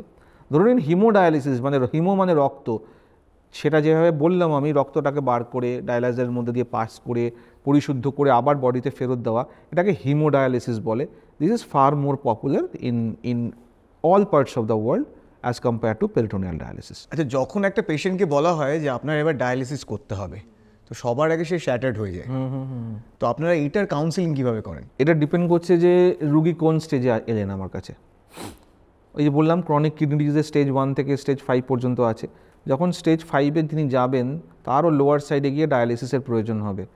এবারে একজন ভালো নেফ্রোলজিস্ট প্রথমে পেশেন্টের বাড়ির লোককে, তারপরে পেশেন্টকে আস্তে আস্তে কাউন্সেলিং করা শুরু করবে যখন ও স্টেজ 4-এ পৌঁছে গেছে। ডায়ালিসিস এখনও দেরি আছে, কিন্তু ডায়ালিসিস লাগতে চলেছে ইন নেক্সট কামিং 6 মান্থস কি অথবা 1 ইয়ার, এরপরে ডায়ালিসিস লাগবে। এটা অ্যান্টিসিপেট করে পেশেন্টকে আস্তে আস্তে কাউন্সেলিং করা। দুটো ইম্পর্টেন্ট জিনিস বোঝানোর আছে, যে ক্রিয়েটিনিন বেড়ে যাওয়া আর ডায়ালিসিস শুরু হয়ে গেল, এটার মধ্যে যুদ্ধ হেরে যাওয়ার কোনো ব্যাপার নেই। এন্টায়ার ট্রিটমেন্টটাই ক্রনিক কিডনি ডিজিজের একটা উদ্দেশ্যে যাওয়া, যে একটা জটিল রোগ হওয়া সত্ত্বেও যাতে আপনার যা আয়ু ভগবান দিয়ে পাঠিয়েছেন মোটামুটি তার কাছাকাছি আপনাকে সুস্থভাবে বাঁচিয়ে রাখা। সুস্থভাবে কথাটা ইম্পর্টেন্ট, মানে বেডে ফেলে বাঁচিয়ে রাখা নয়, প্রোডাক্টিভ ওয়েতে আপনি যে কাজ করছেন, যে প্রফেশনে আছেন তাতে রেখে আপনাকে বাঁচিয়ে রাখা। তার একটা উপায় হচ্ছে ডায়ালিসিস। স্টেজ 5-এর শুরু অবধি ওষুধ হলো, এবারে স্টেজ 5-এর পরে ডায়ালিসিস। যত বছর ওষুধ খেয়েছেন হয়তো তার থেকেও বেশি বছর আপনি ডায়ালাইসিসে সুস্থ থাকবেন। কেউ 5 বছর ওষুধ খেয়েছেন, হয়তো 10 বছর ডায়ালাইসিসে সুস্থ থাকবেন, in spite of having 2 kidneys damage, যেটা আজ থেকে 50 বছর আগেও চিন্তা করা যেত না। তাহলে ডায়ালিসিস অবশ্যই শ্যাটার্ড হয়ে যাওয়ার বিষয় নয়। Dialysis is a new way of life. আপনাকে জাস্ট এটার সঙ্গে অ্যাড্রেস করে নিতে হবে। আজকালকার দিনে ডায়ালিসিসের রেজাল্ট খুবই ভালো, এবং যেহেতু এটা একটা পেনলেস পদ্ধতি, এটার মধ্যে কোনো ব্যথা হয় না। আপনি এটা যে কোনো ডায়ালিসিস সেন্টারে কোনো দিন যদি ভিজিট করেন, you are welcome to visit our dialysis centre. আপনি বেশিরভাগ ক্ষেত্রেই দেখতে পাবেন যে কোনো ডায়ালিসিস সেন্টারে যারা ডায়ালিসিস নিচ্ছেন রুগীরা, তারা হয় ঘুমোচ্ছেন বা রিল্যাক্স করছেন, যাদের ঘুমানোর দরকার, কেউ কেউ টিভি দেখছেন, খেলা দেখছেন, কেউ কেউ পাশের বেডের সঙ্গে গল্প করছেন, কেউ কেউ বই পড়ছেন। আবার এমন কিছু ক্যাটাগরির লোক আছেন যারা অপেক্ষাকৃত ইয়াং, তারা অফিসের কাজে ল্যাপটপে কাজ করছেন ডায়ালিসিস করতে করতে। বাইরের দেশে, ইন্ডিয়ারও কিছু কিছু জায়গাতে হোম হিমোডায়ালিসিস খুব পপুলার। বাড়িতেই হিমোডায়ালিসিস নেন, অফিস করলেন, রাত্রিবেলা বাড়ি ফিরলেন, বাড়িতে হিমোডায়ালিসিসের টেকনিশিয়ান এসে মেশিনের সঙ্গে কানেক্ট করে দিল, উনি ওনার খাবার দাবার খেয়ে ঘুমিয়ে পড়লেন, তখন ডায়ালিসিস নিলেন, অথবা মুভি দেখলেন, অথবা গল্পের বই পড়লেন, অথবা ল্যাপটপে কাজ করলেন, করতে করতে ডায়ালিসিস নেওয়া। মেজরিটি অফ কেসে এটাই সিনারিও ডায়ালিসিসের। সুতরাং ডায়ালিসিস নিয়ে ভয় পাওয়ার কোনো কারণ নেই, এটা পেইনফুল নয়। ডায়ালিসিস জাস্ট বসে থাকা বা শুয়ে থাকা, বসে বসেও ডায়ালিসিস নেওয়া যায়। বাইরের দেশে বেশিরভাগ ডায়ালিসিস চেয়ারে বসে হয়, সিটিং ডায়ালিসিস হয়। তো ব্যাপারটা নিজেকে অক্ষম মনে করার কোনো কাজ নেই। ডায়ালিসিস ডাক্তারবাবু করছে বলে মানে এই কারণেই যে আপনাকে আবার আপনার পুরনো প্রফেশনে প্রোডাক্টিভ ওয়েতে ফিরিয়ে দেওয়া, মানে বেডে শুয়ে রাখার জন্য নয়। ডায়ালিসিস শুরু করে দিয়েছেন ডাক্তারবাবু, এবার তো আর আমি কোথাও বেড়াতে যেতে পারবো না, সে কি বেড়াতে যেতে পারে? আপনার কথাটার মধ্যে আংশিক সত্যতা আছে এখনও। আমি এক্সাম্পল দিয়ে বলবো, আমার এমন কিছু পেশেন্ট আছেন, অনেক পেশেন্টই আছেন যারা বেড়াতে ভালোবাসেন, বাঙালিরা বেড়াতে ভালোবাসেন। সেটার জন্যই জিজ্ঞেস করলাম। তো ডায়ালিসিস ডেফিনেটলি ধরুন যাদের সপ্তাহে 2 বা 3টে করে ডায়ালিসিস হচ্ছে, তাদের বেড়াতে যাওয়াটার একটা লিমিটেশন আছে, থেকে যায়। তবে এখন যেহেতু ডায়ালিসিস সেন্টারের নাম্বার আগের থেকে অনেক বেড়ে গেছে, ধরুন আপনি ফর এক্সাম্পল আমার কোনো পেশেন্ট দার্জিলিং যেতে চান এবং সেখানে 5টা দিন কাটাতে চান, তাহলে নিশ্চয়ই অ্যাজ এ নেফ্রোলজিস্ট আমার শিলিগুড়িতে বা দার্জিলিংয়ে কোনো চেনা নেফ্রোলজিস্ট আছে। এটা খুব একটা ডিফিকাল্ট নয় যে তাকে ফোন করে ওই পেশেন্টের 2টো ডায়ালিসিস দার্জিলিং বা শিলিগুড়িতে অ্যারেঞ্জ করে দেওয়া। সিমিলারলি পুরীর কথা চিন্তা করলাম, সেখানেও অ্যারেঞ্জ করা অসুবিধা নয়। আরেকটু বৃহত্তর ক্ষেত্রে বলি, থাইল্যান্ড, সেটাই বলতে যাচ্ছিলাম। থাইল্যান্ড এখন এক্সপ্লোরড নয়, but we have experience with Europe. Okay, ইউরোপের অনেক জায়গাতে অপেক্ষাকৃত কম পয়সায় ডায়ালিসিস হয়। আমার বেশ কিছু, আমি নাম বলতে পারবো না, স্বনামধন্য পেশেন্ট আছেন যারা ডায়ালিসিস নিতে নিতে, এরকম একটা জায়গা হচ্ছে খুব কম পয়সায় ভালো ডায়ালিসিস হয়, এরকম একটা জায়গা হচ্ছে টার্কি, ইস্তাম্বুল। আচ্ছা, তো এরকমও আছেন যে ইস্তাম্বুলের সেন্টার করে ওখানে ডায়ালিসিস নিয়ে আশপাশের ইউরোপটা ঘুরে দেখলেন, 3 দিন পর পর ইস্তাম্বুলে আসছেন, আবার ডায়ালিসিস নিচ্ছেন, আবার ঘুরে বেড়াচ্ছেন। Another example is peritoneal dialysis. আমার এমন অনেক পেশেন্ট আছেন যাদের ছেলেমেয়েরা বাইরে ইউকেতে বা ইউএসএতে থাকে। ফর্চুনেটলি যে কোম্পানি সারা পৃথিবীতে পেরিটোনিয়াল ডায়ালিসিস করতে সবচেয়ে ফেমাস, তারাই ইন্ডিয়াতেও করে। এবং যদি আমি তাদের বিভিন্ন শাখার সঙ্গে আমরা যোগাযোগ করি, তাহলে পেরিটোনিয়াল ডায়ালিসিস করতে জাস্ট একটা ফ্লুইড লাগে, সেই ফ্লুইডটা বিদেশে ইউকেতে বা ইউএসএতে জোগাড় করা সম্ভব। এবং আমার অনেক পেশেন্ট রয়েছেন যারা 2 মাস 3 মাস গিয়ে তাদের ছেলেমেয়ের কাছে ইউকেতে বা ইউএসএ থেকে এসছেন, ওখানে ওনারা ওই পেরিটোনিয়াল ডায়ালিসিসের ফ্লুইডটা সাপ্লাই পেয়েছেন, বাকিটা নিজেরাই করা যায়। সুতরাং এটা আংশিক সত্য। এটা নিয়ে আরও অনেক কাজ করার আছে, আমি নিজেই করছি এই নিয়ে অনেক কাজ, যে travel and lifestyle experience in chronic kidney disease patients, এটা ইমপ্রুভ হওয়া দরকার আমার মনে হয়। যখন আমরা প্রফেশনে যাওয়ার কথা বলছি, তেমন তাদের একটা স্বাভাবিক লাইফ লিড করার দরকার। যেমন আমি তাদের নর্মাল এক্সারসাইজ করতে বলি, একজন ডায়ালিসিস পেশেন্টকে আমি রেগুলার এক্সারসাইজ করতে বলি, খাবার ভালো খেতে বলি, বেড়াতে যেতেও এনকারেজ করি। এবং অবভিয়াসলি আমি তাদেরকে বলবো যে সেরকমও দিন আসছে যখন হয়তো এই ক্রনিক কিডনি ডিজিজ পেশেন্টদের জন্য রেস্টুরেন্টও তৈরি হবে, মানে ডায়ালিসিস নিতে নিতে ডিনার করবেন বা স্পেশালিটি রেস্টুরেন্ট। মানে আপনি এখন ভাবছেন যে আমি ডায়ালিসিস পেশেন্ট, তাহলে কি আমি হোটেলে গিয়ে আমিনিয়া থেকে বিরিয়ানি খেতে পারবো না? মেনুটা এইভাবে ডিসাইডেড হবে, ওইভাবে ডিসাইডেড হবে। ওকে। আচ্ছা, এই প্রসঙ্গেই আসি, যেরকম আমরা অ্যালকোহলের কথা বললাম, সেরকম আর একটা মিথ কি ফ্যাক্ট আপনি বলবেন প্রচলিত রয়েছে, এক হচ্ছে এনার্জি ড্রিঙ্ক, কোল্ড ড্রিঙ্ক, এইগুলো কিডনির ক্ষতি করে। আবার বলবো পার্শিয়ালি সত্যি, কারণ আমরা যখনই এনার্জি ড্রিঙ্কগুলো খাচ্ছি, যাদের এনার্জি ড্রিঙ্কের দরকার তারা তো এনার্জি ড্রিঙ্ক ওই জিনিসগুলো খান না। মানে যারা রিয়েল অ্যাথলিট তাদের অন্য ধরনের এনার্জি ড্রিঙ্ক ব্যবহার করা হয়। কিছু কোম্পানি ওরা এক্সট্রিম স্পোর্টস দিয়ে প্রমোট করে, মানে ওখানে গেলেই তারা ফ্রিতে বিলাতে থাকে। কিন্তু যারা বেশিরভাগ ক্ষেত্রেই আমরা এনার্জি ড্রিঙ্ক খেতে দেখি, তারা কেউই এক্সট্রিম স্পোর্টস করছেন না বা অতটা ক্যালোরি বারও করছেন না। তারা যারা এনার্জি ড্রিঙ্ক খাচ্ছেন তাদের শরীরে ক্যালোরি ঢুকছে, তারা ঘুম কাটানোর জন্য করছে। Right, one of the indication is ঘুম কাটানোর জন্য। প্রত্যেকটার মধ্যেই একই উপাদান রয়েছে, ক্যাফেইন। ক্যাফেইন ঘুম কাটাতে কিছুটা জাগিয়ে রাখতে সাহায্য করে, বাট এগেইন এর দুটো দিক আছে। সেটা হচ্ছে শুধু ঘুম কাটানোর সঙ্গে সঙ্গে অনেকটা এমটি ক্যালোরিও ঢুকছে। তো সেই এমটি ক্যালোরিটা এক্সেস যখনই হয়ে যাচ্ছে, আমি বসে বসে কাজ করছি বা পড়ছি বা রাত্রে একটা প্রজেক্ট করছি, দিনের পর দিন রাত জেগে একটা প্রজেক্ট করছি বা রাত জেগে গেম খেলছি, তার সঙ্গে সঙ্গে এনার্জি ড্রিঙ্ক খাচ্ছি আমাকে জাগিয়ে রাখার জন্য, তাতে আমার প্রচুর ক্যালোরি ঢুকছে। তো এইগুলো ডিজ আর ডায়াবেটোজেনিক। এবং আবার বলছি, ওইগুলো খাচ্ছেন বলে জল খাচ্ছেন না, জলের সঙ্গে ওগুলো রিপ্লেস করা যাচ্ছে না, তাহলে ডিহাইড্রেশনও হয়ে যাচ্ছে শরীরে।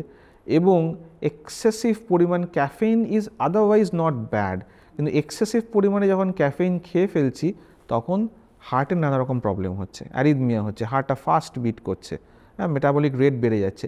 এগুলো সমস্ত নন ফিজিওলজিক্যাল ব্যাপার, মানে বডি নর্মালি যেভাবে কাজ করতে অভ্যস্ত, তাকে আমরা ঠিক যেমন কম্পিউটারে গেম খেলার জন্য সিপিইউটাকে র্যাম্প আপ করে দেয়, আমি বডিটাকে র্যাম্প আপ করার চেষ্টা করছি। কিন্তু ওই রকম একটা রাত বা দুটো রাতের জন্য র্যাম্প আপ করা মানে যে আরও 2 মাস আমার আয়ুটা কমে গেল, সেটা মানুষ বেশিরভাগ ক্ষেত্রে বুঝতে পারছেন না, এবং এটা একটা হ্যাবিটের মতো পর্যায়ে চলে গেছে যে আমাকে এই এনার্জি ড্রিঙ্কগুলো খেলে as if I am feeling good. কিন্তু লং রানে ডাইরেক্টলি কিডনির ক্ষতি না করলেও এরা ডায়াবেটিস কজ করছে, এরা হার্টের প্রবলেম করছে, এবং সবথেকে বেশি ইম্পর্ট্যান্ট কথা হচ্ছে, আপনারা সবাই জানেন যে one of the most important cause of এই লাইফস্টাইল ডিজিজ, যেটা আমি সিকেএম বলছি, যে cardio kidney and metabolic, is lack of sleep. হ্যাঁ, ঘুম যদি আমি প্রপার না হয়, যারা কম ঘুমাচ্ছেন, 7 ঘন্টার কম ঘুমাচ্ছেন, যারা দিনে 7 to 8 আওয়ার্সের ইমপ্রপার রেস্ট নিচ্ছেন, তাদের ডেফিনেটলি আয়ু কম। এটা সায়েন্টিফিক্যালি প্রুভড। সে আয়ু কমটা হার্টের মধ্যে দিয়েও আসতে পারে, ডায়াবেটিসের মধ্যে দিয়েও আসতে পারে, কিডনির মধ্যে দিয়েও আসতে পারে, আবার ব্রেনের স্ট্রোক হয়েও হতে পারে। সুতরাং লাইফস্টাইলের মধ্যে কম ঘুম যদি এগুলোর মধ্যে দিয়ে আসে, আপনার এনার্জি ড্রিঙ্কের মধ্যে দিয়ে আসে, তাহলে সেটা লং রানে ক্ষতি করছে। এটাই হচ্ছে মনুষ্য জাতির একটা অভিশাপ হয়ে উঠেছে, বেশি ঘুমোলে কেরিয়ার কম আর কম ঘুমালে আয়ু কম। এবার আপনি বাঁচুন, কোনটা আপনি বাঁচতে চান, যে কেরিয়ার নাকি আয়ু।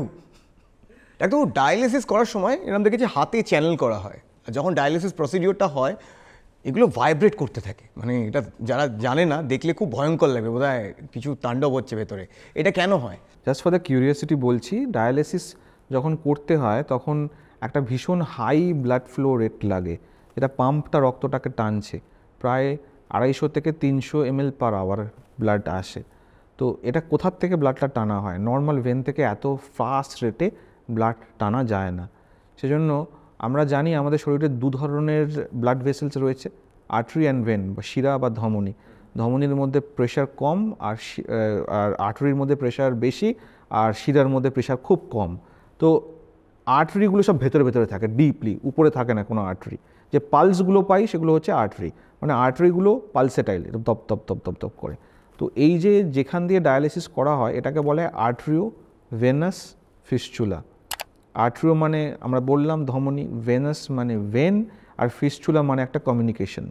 মানে ডায়ালিসিস শুরুর আগে একজন সার্জেন একটা আর্টারি একটা ভেনকে পাশাপাশি করে জুড়ে দেয়। ভেনটা থিন ওয়াল্ড, ভেনে পালসেশন থাকে না। আর্টারির ওয়ালটা এত মোটা, আর আর্টারিতে পালসেশন থাকে।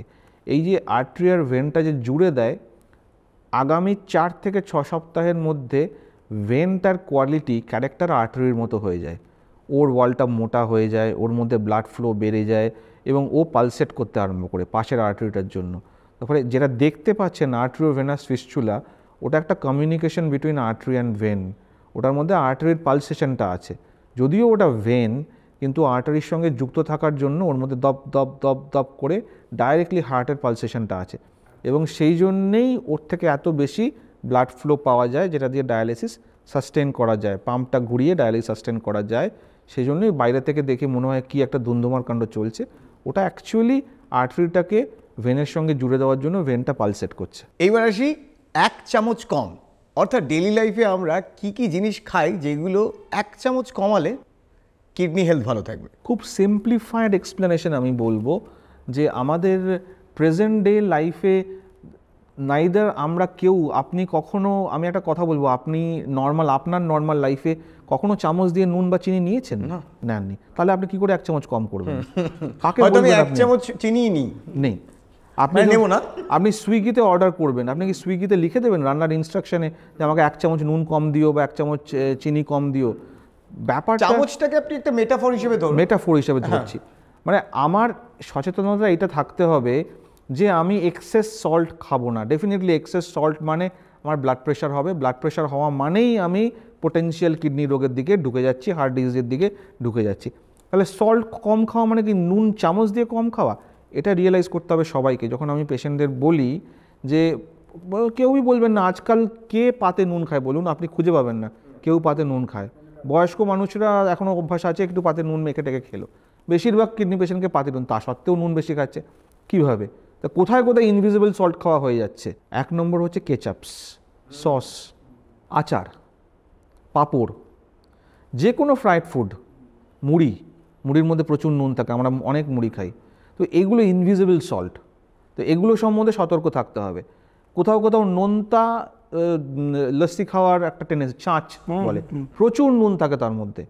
আমাদের মধ্যে আবার টেন্ডেন্সি আছে যে না, সাদা নুনটার জায়গায় বোধহয় লাল নুনটা ভালো, এই নুনটার জায়গায় স্পেশাল নুনটা ভালো, পিঙ্ক সল্ট ভালো, ব্ল্যাক সল্ট। কিডনি পেশেন্টদের জন্য একেবারেই না, কিডনি পেশেন্টদের জন্য শুধুমাত্র আয়োডাইজ সাধারণ সল্ট। এবং আমরা পরিষ্কার মাপ বলে দিই, 4 থেকে 5 গ্রাম নুন আপনার সারাদিনের বরাদ্দ। এবং আপনি নোনতা জিনিসগুলো, ভুজিয়া, বিস্কিট, নোনতা বিস্কিট, সস, পাঁপড়, আচার, নোনতা মুড়ি যেগুলো, এগুলো অ্যাভয়েড করুন, এগুলোর মধ্যে নুন লুকিয়ে আছে। সিমিলারলি চিনি আমরা এক্সেস কোথায় খাই? আমরা তো কোথাও চিনি ঢেলে খাই না, অথচ প্রচুর মিষ্টি খেয়ে ফেলি আমরা, ঠিক। তাহলে তাই না? আমি 1 চামচ চিনি কম খাবো বলার থেকে ইজ মাচ মোর প্র্যাকটিক্যাল যে আমি সপ্তাহে 1 দিন মিষ্টি খাবো, একটা ফ্রিজে রেখে টপাটপ করে রাত্রিবেলা। সুইট টুথ হচ্ছে বাঙালি যে সুইট টুথ তো জানেনই, ভাত খাওয়ার পরে রাত্রিবেলা ডিনার করার পরে একটা মিষ্টি ফ্রিজ থেকে বার করে খেয়ে নিতেই হবে। এবং আমাদের ক্রিয়েটিভ মানুষদের মধ্যে রাত জেগে কাজ করার একটা প্রবণতা রয়েছে, ওই মিডনাইট স্ন্যাকিং একদম, অথবা মিডনাইট ক্রেভিং। ভীষণ ভীষণ। আইসক্রিম অর্ডার করলাম, একদম চিপস খেয়ে নিলাম। এখন তো আবার টিভিতে খাবার দেখলেই আবার খেতে ইচ্ছে করে। এই ফুড ব্লগারদের জন্য হয়েছে কিন্তু এটা। ফুড ব্লগার প্রত্যেক মুহূর্তে এই অ্যাপগুলো জাস্ট করে নোটিফিকেশন আসে, খাবার খেয়েছো, নিশ্চয়ই বিরিয়ানি খেতে ইচ্ছে করছে। পুরোটাই আপনি বুঝতে পারছেন যে এই এত জিনিসটা যেটা মহামারী বলছি ছড়িয়ে পড়ছে, তার কতটা অংশ আমাদের সোশ্যাল প্রেশারে এবং সোশ্যাল ইগনোরেন্সের জন্য হচ্ছে, কতটা কন্ট্রিবিউশন। এবং মার্কেটিংও একটা বড় রোল প্লে। ডেফিনেটলি যদি এরকম চলতে থাকে তাহলে মানে এটা বলা খুব একটা অস্বাভাবিক নয় যে স্ট্যাটিস্টিক্স বলছে যে কিছুদিনের মধ্যে ইন্ডিয়া ওয়ার্ল্ডের ডায়াবেটিস ক্যাপিটাল হবে। তো তার কতটা ক্ষতি ওয়েট করে রেখেছে। আমরা যদি আমাদের নেক্সট জেনারেশন বা তার পরের জেনারেশনের কথা চিন্তা করি, তার মানে আমরা দেখবো যেদিকে তাকাবো সেদিকে ডায়াবেটিস। 20 বছর বয়স থেকে ডায়াবেটিস, তাহলে 20 বছর বয়স থেকে ডায়াবেটিস হয়ে গেলে 30 বছর বয়স থেকে বা 35 বছর বয়স থেকে কিডনির রোগ, তারপরে ডায়ালিসিস, অর্গানের ক্রাইসিস। প্রচুর টাকা আপনাদের আমি দেখতে পাচ্ছি। প্রচুর টাকা নয়, মানে আমি সেই জায়গাটাতে যেতে পারবো কিনা সে বা না, মানে আপনার মতো যারা থাকবে নেফ্রোলজিস্ট, আমার পরবর্তী জেনারেশন যারা থাকবে সেটা তাদের ক্ষেত্রে হ্যাঁ, বা যদি তারা ইস্তাম্বুলে বাড়ি কিনবে তখন না, তারা যদি নিজেদের বাঁচিয়ে রাখতে পারে, হ্যাঁ, তাদেরও তো রাত জেগে পড়তে হয় এই স্টেজে আসতে গেলে। সেতার বাজাচ্ছেন? এখন তো সেতার থেকে শিফট হয়ে গেছিলাম আমি। এখন কি মানে আমার মিউজিক নিয়ে একটুখানি এক্সপেরিমেন্টেশনের ব্যাপার আছে। আমি খুব ছোটবেলা থেকে সেতার শিখেছি। তো এই ডাক্তারি সর্বনাশ, যেই ডাক্তারি পড়তে ঢুকলাম সেতার বাজানো বন্ধ হয়ে গেল। তারপরে ইনসিডেন্টালি ডাক্তারি করতে করতে একজন খুব গুণী মানুষের সঙ্গে আলাপ হয়ে গেল, যিনি আমাকে শরৎ শেখানোর দায়িত্ব নিলেন। তো আমার লিমিটেড শিডিউলে 2 মাসে 1 দিন এরকম যেতে শরৎ বাজানো শুরু করলাম কোভিডের আগে থেকে। সেতার শরৎ দুটোর মধ্যে কম্প্যারিজন। তারপরে আমার ইচ্ছা হলো প্রমোদবাবুর কাছে কিছুটা হয়ে যে আমি ইস্টার্ন ক্লাসিক্যালের গ্রামারটা মোটামুটি একটু বুঝেছি, একটু ওয়েস্টার্ন ক্লাসিক্যালের গ্রামারটা বোঝা যাক। তাই আবার একটু পিয়ানো শিখতে চলে গেলাম, জাস্ট ফর আন্ডারস্ট্যান্ডিংকে দুটো দিকের দিকপালরা মিউজিকটাকে কিভাবে দেখেন। আমার নিজে শিল্পী হয়ে বাজানোর কোনো উদ্দেশ্য নেই, আমার কিউরিওসিটিটা হচ্ছে যে দুটোর গ্রামার কেন আলাদা। মিউজিক তো বেসিক্যালি একটাই, সারা পৃথিবীতে ল্যাঙ্গুয়েজ অফ মিউজিক একটাই। তো ওয়েস্টার্ন ক্লাসিক্যালের মানুষেরা মিউজিকটাকে কীভাবে অ্যাপ্রোচ করেন, আর আমাদের হিন্দুস্তানি ক্লাসিক্যালের মিউজিক যারা দিকপাল তারা মিউজিকটাকে কীভাবে অ্যাপ্রোচ করেন, এটা জানার কিউরিওসিটি থেকেই আমার একটু ওয়েস্টার্নের দিকেও ঝোঁকা। এই কি পার্থক্য বুঝলেন, মানে আপনার ইন্টারপ্রিটেশন যদি জানেন? আমার ইন্টারপ্রিটেশন মানে এত কম কথা খুব বোঝানো খুব তবু যেটা আপনার মনে হয়। তবু দেখুন, ওয়েস্টার্ন ক্লাসিক্যাল মিউজিকটা ইজ ভেরি ওয়েল ডিসিপ্লিনড, এবং সেটা আপনি নিশ্চয়ই জানেন যে তারা অলরেডি কিছু কিছু কম্পোজিশন ফর্ম করে গেছেন বড় বড় কম্পোজাররা। সে বেথোভেন হতে পারেন, বাখ হতে পারেন, মোৎসার্ট হতে পারেন, তারা কম্পোজিশন ফর্ম করেছেন। মডার্ন ডেতেও অনেক দিকপাল মিউজিক কম্পোজার আছেন, তারা গ্রামার মেনে ভীষণ সুন্দর সুন্দর মিউজিক কম্পোজ করেছেন। এবং ওয়েস্টার্ন মিউজিক যারা বাজায় তারা ওই কম্পোজড মিউজিকগুলোকে নোটেশন মেনে সুন্দরভাবে বাজায়, খুব সুন্দর। সেই বাজনাগুলো খুব সুন্দরভাবে বিভিন্ন মুড, বিভিন্ন সময়, টাইম এগুলো রিফ্লেক্ট করে। ওয়ারাজ আমি ওয়েস্টার্ন ক্লাসিক্যাল ইস্টার্ন ক্লাসিক্যাল মানে হিন্দুস্তানি মিউজিকের যারা দিকপাল সেরকম কিছু মানুষের সঙ্গে কাছাকাছি থেকে দেখতে পেরেছি যে ইস্টার্ন ক্লাসিক্যাল মিউজিকের যারা খুব মানে সাকসেসফুল আর্টিস্ট তারা পুরোটাই কিন্তু জিনিসটা যে মানে যে রাগ বা যে মিউজিক তার গ্রামারটা জেনে নিয়ে বাকি যে মিউজিকটা আপনি শুনছেন স্টেজে আপনি বিশ্বাসও করতে পারবেন না সেটা হয়তো সেই মুহূর্তে সে ইম্প্রোভাইজ করছে। তো এটা বেসিক তফাৎ। কি করে নোটেশন তৈরি হয়, কি করে কোমল স্বর শুদ্ধ স্বর আলাদা, সেগুলো বুঝতে পেরে খুব ইন্টারেস্টিং লাগছে, but the way they approach the music is slightly different. প্রিয় গায়ক বলতে আমি সবসময় ইন্ডিয়ান হিন্দুস্তানি ক্লাসিক্যাল মিউজিকের মধ্যে চলে আসবো। তো ভীমসেন যোশীজি আমার মানে আমি লাইভও অনেক শুনেছি, তো উনি একদমই আমার খুব প্রিয় গায়ক। এবং আরও যদি বলেন আমি নিজের সামনে থেকে কখনো শুনিনি, উস্তাদ বারে গুলাম আলী খাঁ, এই মিউজিকগুলো আমাকে নাড়া দেয় গায়ক হিসেবে, ভোকাল বলতে গেলে। দারুণ মিউজিক নিয়ে আমাদের আলোচনা হলো। আবার একটুখানি কিডনিতে ফিরি। কিডনি হেলথ ভালো রাখার জন্য আমরা ডেইলি কি প্র্যাকটিস করতে পারি? কতগুলো গোল্ডেন রুলস আছে, সাজানো প্রশ্ন, তার গোল্ডেন রুলস আছে। বহু ভিডিও বানিয়েছি, আবার বলি কারণ এই কথাগুলো শোনার ভ্যালু আছে। প্রথম কথা মনে রাখতে হবে শুরুতেই যে আমি কি হাই রিস্ক গ্রুপে পড়ি, মানে আমার কি ডায়াবেটিস আছে, আমার হাইপারটেনশন আছে, আমার বাবা বা মায়ের কিডনির রোগ হয়েছিল বা আমার ভাই বোনের কিডনির রোগ হয়েছিল, আমি মোস্টলি সেডেন্টারি, বসে বসে কাজ করি, আমি কি ওভারওয়েট, আমি স্মোকিং করি। এই কতগুলো ক্যাটেগরির মধ্যে যদি আপনি পড়েন তাহলে কিডনি টেস্ট করতে হবে। কিডনির রোগ is better detected and prevented than treated. আগে প্রিভেন্ট করতে হবে, তারপরে ট্রিট করতে হবে, 1। 2 নম্বর হচ্ছে যেটা পুরো সমাজের জানা উচিত, ইম্পর্টেন্স অফ এক্সারসাইজ। আমরা বলি 150 minute per week exercise, and that starts from childhood. বসে বসে গেম খেলা, বসে বসে গল্প বই পড়া, বা বসে বসে কম্পিউটারে বসে রইলাম, ইভেন হাফ অ্যান আওয়ার একটানা বসে থাকাটাও ইম্পর্ট্যান্ট। তো সেই সূত্র ধরেই আজকাল মোবাইল ফোনে ওই স্মার্ট ওয়াচগুলোতে মুভ অ্যালার্মগুলো শুরু হয়েছে, টাইম টু স্ট্যান্ড। ইয়েস, আমাকে 3 বার দেখিয়েছে। তার কারণই হচ্ছে যে এগুলো বিজ্ঞান স্টাডিতে দেখা গেছে, সায়েন্টিফিক স্টাডিতে, যে আধ ঘন্টার বেশি কোনো একটা বাচ্চা বসে থাকলেও তার হার্ট ডিজিজের টেন্ডেন্সি হয়। তো উঠতে হবে, হাঁটতে হবে, খেলতে হবে। 2 নম্বর এক্সারসাইজ। 3 নম্বর হচ্ছে প্রপার কনভেনশনাল ডায়েট। খুব সহজ ভাষায় আমি বলি যে রিজিয়নের যেটা বাড়ির ডায়েট। আমি গিয়ে এখন বাজারের রুটি খেলে হজম করতে পারবো কিনা বলা খুব মুশকিল, কিন্তু আমি আমার পরিমিত ভাত এবং আমার যে ডায়েট, শাক সবজি বাঙালি ডায়েট, সেটা যদি আমি বাড়ির রান্না ফলো করি, বেশি বাইরের খাবার অ্যাভয়েড করি, তাহলে definitely it's better for the kidney. 4 নম্বর হচ্ছে অ্যাপ্রোপ্রিয়েট জল। কম জল খেলাম এটা ক্ষতিকর, একটা পরিমাণ রাখতে হবে যে আমি দিনে অ্যাটলিস্ট এই পরিমাণ জল খাই, যেটা আমার থার্স্টকে ইগনোর করি না। আমি অনেক সময় হলো তেষ্টা বাজায়, খাবো পরে খাবো, খাচ্ছি, জলটা হচ্ছে, হাতের কাছে জল নেই, ভুলে গেলাম জল খেতে। এটা এক্সারসাইজ করার পরে এডিকুয়েট হাইড্রেশন করা। জিমে গেলাম, প্রচুর ঘাম হলো, ফিরে এসে অতটা রিপ্লেস করলাম না, সেগুলো দেখা। একটা ছোট হাইড্রেশন, ডিহাইড্রেশন কিডনির ক্ষতি করে। ওভার দ্য কাউন্টার ওষুধ না খাওয়া, যেটা বারবার বলছি। ওষুধের দোকানে গিয়ে আমার বিপিটা একটু হাই লাগছে, একটা ওষুধ দিন তো, আমার একটু এখানে ব্যথা হচ্ছে, একটু ওষুধ দিন তো। ওভার দ্য কাউন্টার মেডিকেশন একেবারেই না নেওয়া, এবং পেন কিলার বিশেষ করে পেন কিলার। এবং মোস্ট ইম্পর্ট্যান্ট, যাদের অলরেডি ব্লাড প্রেশার আছে এবং ডায়াবেটিস আছে, সেটাকে একেবারে অভ্যর্থভাবে কন্ট্রোল করা, কোনো রকমভাবে সেটাকে নেগলেক্ট না করা। এই 5টা থেকে 6টা নিয়ম মেনে চললে কিডনির রোগ হওয়ার সম্ভাবনা খুব কম, এক্সট্রিমলি কম। Majority of the kidney disease যেটা হওয়া এবং কিডনির রোগ বাড়াটা আমাদের হাতের মধ্যে দিয়েই হয়।